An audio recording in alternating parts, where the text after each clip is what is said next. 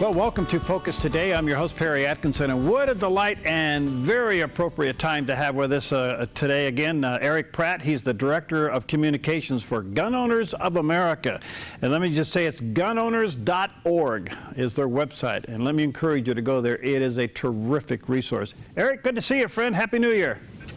Happy New Year to you, too. Great to be with you. Yeah, good to have you back. Well, what's your take and interpretation of President Obama's executive action, not order, but action? What does this all mean from your perspective?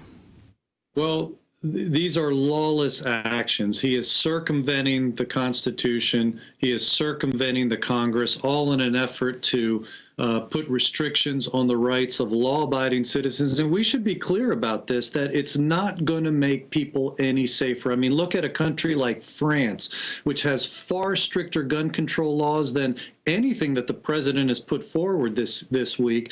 And yet those laws in France did not prevent terrorists from getting guns and using those guns to commit massacres there. Gun control has never been shown to make people safer. So everything that he did this week, it's all aimed at restricting and actually putting in jeopardy law-abiding citizens who may violate the law in some form of minutia and therefore face tremendous penalties, even tremendous fines. It's not going to do anything, though, to stop bad guys from getting guns. Okay, Erich. All right, I've heard a lot of interpretations of the difference between an executive action and an executive order. Bottom line is it constitutional, what he's doing? Well, an executive order would be constitutional if he was ordering his executive department to run a certain way, do this or that. But what he's actually done is pass laws and regulations. And that's the Congress's job. It is the Congress's job to pass laws that apply to people outside of the executive department. And that's exactly what the president, and he says it's because he's frustrated that Congress isn't acting. Actually, Congress did act. They took up the legislation he wanted to, and they voted it down. I mean, so that's expressing the will of the people. In fact, it's interesting, speaking of the will of the people, recent Washington Post ABC News poll says that in response to the terror threat, more Americans want concealed carry than they do stricter gun control laws. So it's interesting, the president is way out of step with the American people on this. So out of frustration, he's acting more like a dictator than a president, and he's saying, I'm going to take care of this myself. All right. We're in a political season. I mean, we're in an election cycle, a big one. Can Congress stop this? And if not, what will be the consequences? Congress can stop this, and already there are congressmen who are saying they're going to offer amendments that will stop the funding for enforcing these executive orders. And lest somebody think, oh, well, how's that really going to work? Actually, that does work. We stopped anti-gun actions that President Clinton had taken. And to this day, those no funding riders are still the law of the land. We were able to get a repeal of the national parks gun ban put on into a must-pass bill that Obama wanted early in his presidency. So it is very possible to use the Congress to restrict funding for all these things that he's trying to do. And by cutting off funding, it will nullify all of these things. Ultimately, I think what we need is a new president. And that's why Gun Owners of America has endorsed Ted Cruz. He has stood up to even to his own party. I think people are sick and tired of even the political wimpiness on the part of Republicans. Cruz is one that'll stand up against that. And, in fact, Cruz said that while the president may have his pen in his phone, my pen, if I get elected, has an eraser on it, and I will repeal all these executive actions. All right. Mixed into this, Erich, is the whole issue of mental health. I don't know if the average American knows what's going on with this issue, whether or not it impacts the health industry, the mental health industry, and guns. Can you unscramble that for us? Sure. Well, nobody wants wackos with guns running around, but, quite honestly, nobody should lose right to a crime crime where they've been adjudicated as mentally impotent. And that's not what's happening here. When he talks about going after the mentally ill, he's talking about doing what's been done to the military veterans, where almost 200,000 of them have had their Second Amendment rights stripped from them. Why? Well, because they're struggling with PTSD or from anxiety, or because they have somebody appointed to handle their financial affairs. Now he's saying he wants to do that with the seniors, with senior citizens who are receiving Social Security. If they're having memory issues, if they can't balance their checkbook, they are going to have their Second Amendment rights stripped from them. Look, if we're going to strip people's rights because they can't balance a checkbook, how about if we start with the president and Congress? Because when was the last time they balanced the nation's checkbook? That's a good one. You can only hope that you can make it stick. Give us a little bit, Eric, a history here for those who are really ambivalent about this issue. Of the Bill of Rights, why is number 2 there? Well, number 2 there, and even the Supreme Court, which is kind of like a stop clock, it gets it right twice a day. They got it right in 2008 when they said the ultimate purpose of the Second Amendment is to resist tyranny. We've seen in other countries where people have been disarmed and then the government massacres the people. And, we think, well, that would never happen here. Well, I'm sure people in other countries never thought it would happen in their country either. That's why firearms are there. They are for a deterrent to resist tyranny. And the Supreme Court acknowledged that, saying that resisting tyranny was the primary purpose of the Second Amendment. So ultimately, that's why we have this right. But, it even goes down to just being able to protect yourself against crime. We carry a gun because you can't carry a cop. And, the police are very useful, but they're always there after the fact to take the report and chase down the bad guy and arrest them. Rarely are they ever there to prevent a crime. And so that, in fact, it's so ironic, because as much as President Obama is saying that we have this crisis that needs to be dealt with, what's interesting is that when he commissioned the Center for Disease Control in 2013 to study guns,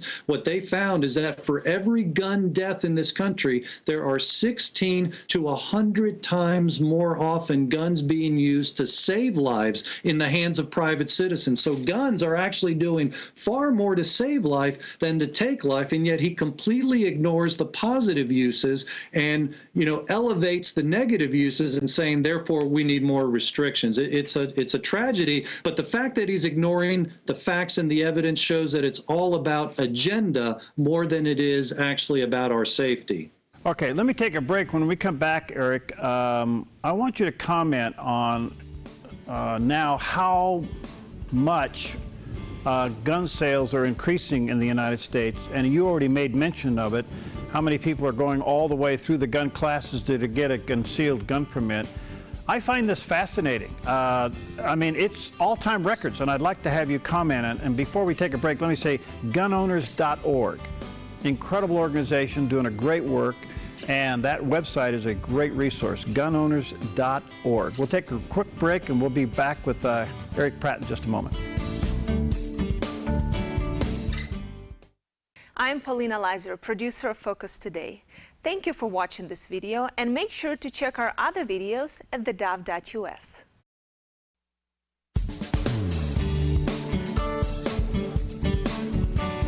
Well, welcome back, and we're talking to Erich Pratt. He's the Director of Communications for Gun Owners of America, helping us understand the action that the President took yesterday, better known as an executive action.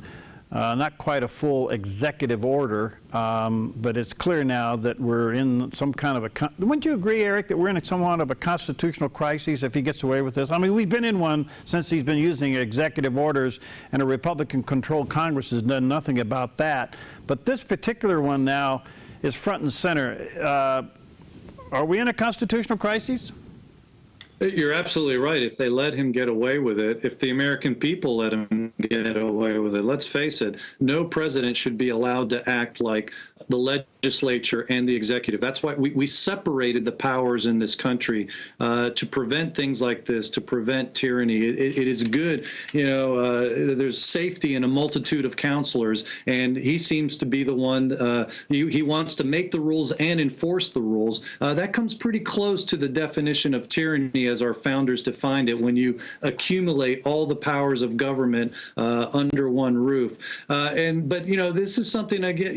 The American people need to hold them accountable, and so if they just go ahead and put somebody in from the same party who has the same views and puts them into the White House, then you just, at the end of the day, you'll have to say we get what we deserve, and that's the tragedy of it. However, I do think that he has really miscalculated on this, and I do think this is going to severely harm the chances of his party regaining the White House. I think voters in America get it, grassroots America gets it, but we now watch this particular Congress not push back on any executive orders, and recently turned around and funded the omnibus bill, which just gave the left everything they wanted. So there isn't a whole lot of confidence out there, Eric, that Paul Ryan and his ilk are going to stop the president.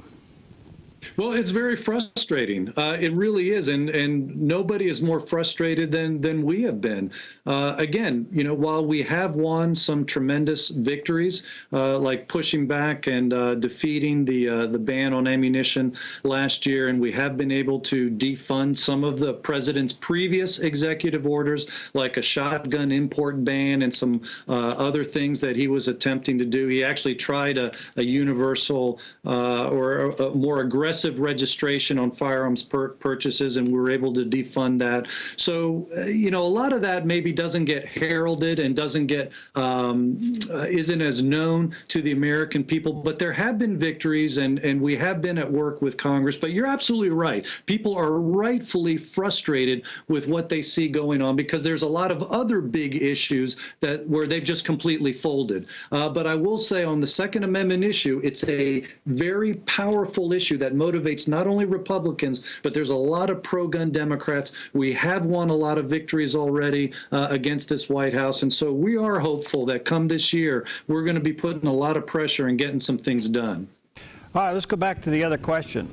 Gun sales and concealed weapon applications skyrocketing, right? They are. Since President Obama came into office, the number of concealed carry permit holders has tripled in this country. Interestingly enough, the murder rate has fallen by 25%. So we've got, again, more guns, less crime. I was reading a story just this past Monday in New Hampshire. A 65-year-old woman was driving home from work. She recognized that somebody was tailing her, and sure enough, as she got out to go to her apartment, this guy jumped out of his car, ran ahead of her, and then started coming at her and tried to grab her. Well, she had a little pocket pistol. I don't know what kind it was. Maybe it was one of those girly ones with the, purple or pink color. But this woman, she's not even 5 feet tall, 105 pounds. This guy was over 200 pounds. The great equalizer is the reason why she is still alive today. She shot him once in the chest. That disabled him. The man was arrested. And, it's this type of thing which is happening all over the country. It's why we've seen this, while we've seen an increase in concealed carry, we've seen that, especially in those areas where there's a lot of concealed carry, we're seeing crime dropping. And so it's actually been a very exciting thing. But to listen to the president, he doesn't herald any of those things. He makes it sound like we're in crisis mode, even though we're actually safer today than when he took office. No thanks to him, I might add, but we're safer today because more people are able to protect themselves before the police can get there. All right, so the Gun Owners Association has endorsed Ted Cruz. I get that. I think he was well known for his argument on Second Amendment issues all the way to the Supreme Court. So I would imagine one of the reasons why he's got your endorsement. Popularity at the moment with Donald Trump. Do you know where he is on the Second Amendment? That's a tough one, because on the one hand, to listen to him as he's running for office, he sounds great. I mean, he sounds like the reincarnation of John Wayne. And so if he's elected president and he governs that way on the Second Amendment, we'll be happy. The problem is he hasn't always been there. He's basically been a lifelong Democrat. He's had very liberal views, very anti-gun views. And so how much of this is just a political thing? How much is it? I mean, I get it that people can actually change and grow over the years, even in a positive direction. That's the gamble that people have. I get it why people like Donald Trump. They love the fact that he's not like the squishy Republicans in the Congress. He stands for what he says he believes, and he doesn't back down, and people are looking for that kind of a leader. What I would suggest is Ted Cruz, without the kind of in-your-face quality, he is that kind of leader. He has stood up to the Republican leadership in the Senate. He's every bit as tough. And the beauty with Cruz is that he's always been there. It's not this sort of recent conversion that he's come to. He has always been solid on all the issues that conservatives hold dear, that Second Amendment advocates hold dear, and so we're not expecting any surprises with Ted Cruz. Okay, the liberals have been successful in outlawing the types of guns that maybe we can have and own. They've been very successful in expanding background checks. Now they want, with this president, to go into online sales, gun show sales. I get all of that. Do you think we'll ever come to a point where this insatiable appetite to do away with the Second Amendment will stop? No. I don't. Sadly, that's the country we live in. A lot of that has to do with the education in the schools. But no, I think it's going to be a constant battle, and we're going to have to be continuously vigilant. I think that's why actually amnesty has become such an important issue, especially to conservatives, because with amnesty, the president could change the voting population overnight. And polls that have been done of those who would, of illegal immigrants, would show that they would be supporting by 80% margin, 80 to 90% margin, those who actually want to take away and limit our rights, basically those in the Democrat Party. So, it's always going to be a battle, but I think we could lose overnight if amnesty, we would see what happened to California. Remember, California used to elect Republican governors like Reagan and others, used to elect pro-gun people. You don't see that in California anymore after the first amnesty. And so if we want to turn the rest of the country into California, then just support amnesty. That's going to be a very important issue in the future, and it's one that even as a Second Amendment organization, we've been very active in, because look, if we, if we don't guard our borders and only allow American citizens to vote, then we could change overnight and become something completely different. And so a very important issue. But yeah, it's always going to be a fight, Perry. And we've been fighting this battle for 30, 40 years and longer. There's even been amendments to repeal the Second Amendment. So, that tells you where the left wants to go. Ultimately, they don't want, they only want the military and police having them. So those are the battle lines. We actually see now an attempt to disarm security officers, police people. We watched that security officer in England couldn't defend himself and yell for help. And the president has accelerated the race issue and played the race card in this country really to go after the cops. Do you see a threat on disarming security officers and policemen? And the reason I bring that up is, you well know, Eric, we had a tragedy here in Oregon at the Umpqua Community College, and they had an unarmed security officer. It was a gun-free zone. Even the security officer wasn't armed. Where is this going as it relates to that?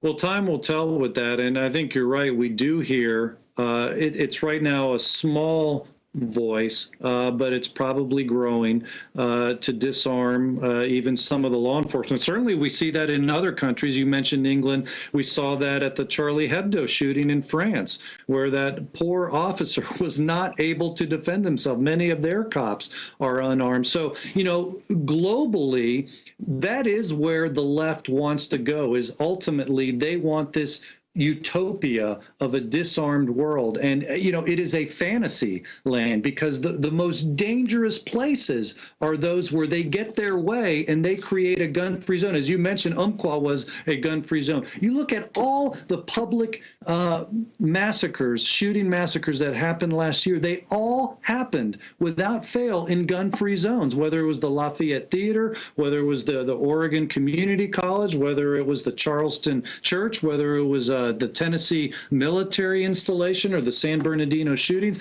on and on. As you go through these shootings, they were all gun-free zones where people, by law, were prevented from protecting themselves. And isn't it interesting? Those are the areas that killers want to target. They ignore the law, they ignore the ban, and in fact, there's a lot of evidence that shows that they specifically target the gun-free zones.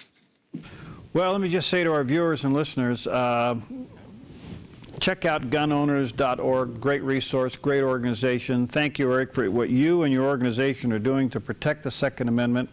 I really hope our elected officials have the fortitude to push back the president on this issue. I hope that we as citizens will let our elected officials know that we want them to push back the president on this issue. And I want to say to you and your organization, thank you for your unwavering efforts and what you do to protect our Second Amendment rights. Let's stay in touch and see where this goes, okay? I'm with you on that, Hope, and thank you very much. We'll be glad to stay in touch, Perry. Thank you. Thanks, Eric. We'll be right back.